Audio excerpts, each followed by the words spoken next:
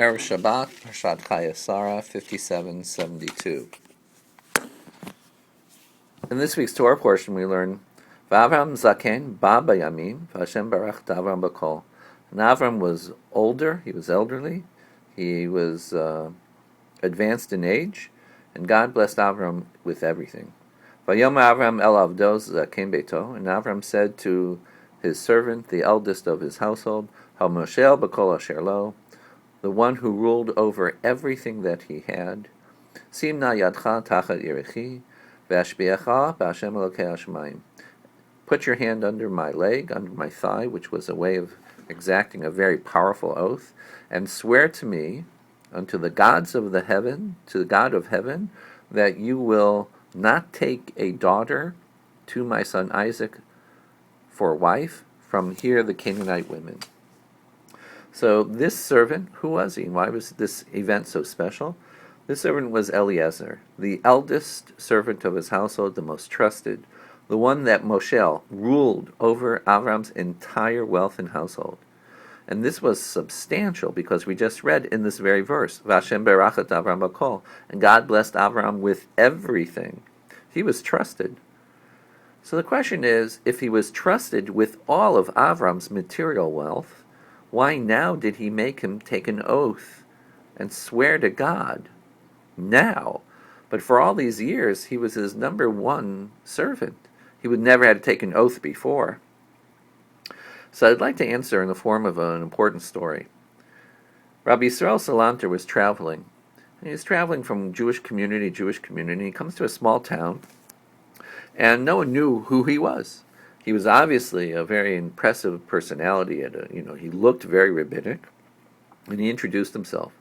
Now, this particular small Jewish community didn't have a shochet, a ritual slaughterer, a butcher.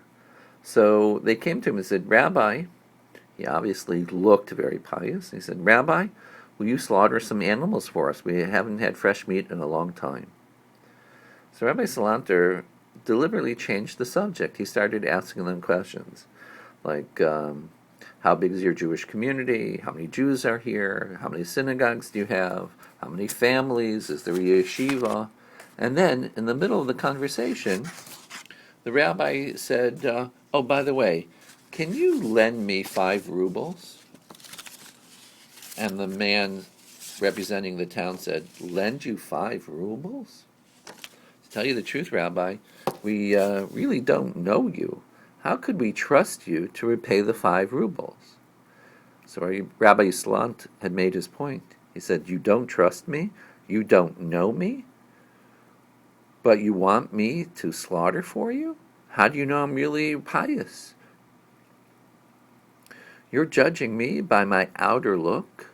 When it comes to things of spirituality, what's most important, you're going to trust me based on my outside? But when it comes to money, which isn't important at all, you don't trust me? It's a story about a woman who walks into a butcher shop. She buys to buy a chicken. And she says to the butcher, she points, show me that chicken. So the man hands her the chicken, and she lifts the wing, and she smells it. She says, no, give me the next one. Gives her another chicken. She looks inside. She turns it over. No, not good enough. Takes a third chicken, looks under the leg, looks in the chicken, she smells it. She says, no, still not good enough. Finally, a fourth and a fifth. And finally, she finds a chicken that's just to her liking. She buys the chicken. As she's walking out of the store, the butcher turns to his own son and says, you know, she has a beautiful daughter, and if you want, I can make a shidduch for you with her daughter. And the son shakes his head and says, no, don't even try. I'll never pass her inspection. Because her inspection is based on what's on the outside. But when it comes to spiritual things, that's what's really important. Do you ever watch people reading food labels and medicine labels? They're so concerned about calories and sodium and milligrams and milliliters. It's a tremendous selection process based on what's the outside, what's going to go on to their insides. But you want to know something? As much as it's important about the material things, it's really important what goes on in the inside. Is it kosher? What shul do you go to? What schools do your children attend? You know what? It's not based on the outside. It's got to be on the spiritual inside. And that's why Abraham, when it came to material things, it wasn't important to him. He never made Eliezer swear when it came to money, because that he didn't care. But when it came to spiritual things, the future of the Jewish people, a future wife for his son, he wanted to make sure that not only was Eliezer extremely conscientious, but that he knew that it was based on an oath to God, that finding a wife was such an important spiritual value that it was going to be between Eliezer and God. You know, Shakespeare said it so well, and I usually don't like to quote secular sources, but in the play Othello, Shakespeare writes, "He who steals my purse steals trash. 'Tis something, 'tis nothing, 'twas mine, 'tis his, and has been slave to thousands. But he that filches from my good name robs me of that which not enriches him, and makes me poor indeed. He who steals my good name." That's what's really important, what goes on the inside. Not a purse, not money, not the wealth of your household, but the spiritual values. Avram died at the age of 175, and it says, Zakein v'saveya. He was old, and he was satisfied.